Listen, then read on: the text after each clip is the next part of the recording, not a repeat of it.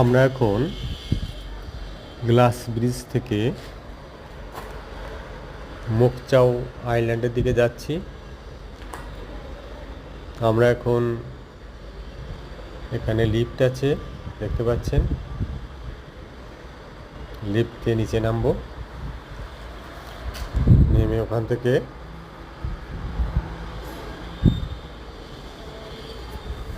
আমরা লিফটে আছি, দেখুন নিচে নামছি।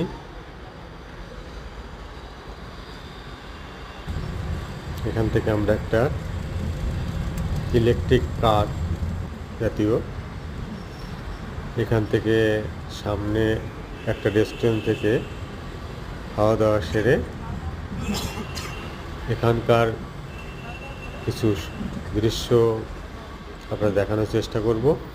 সঙ্গে থাকুন।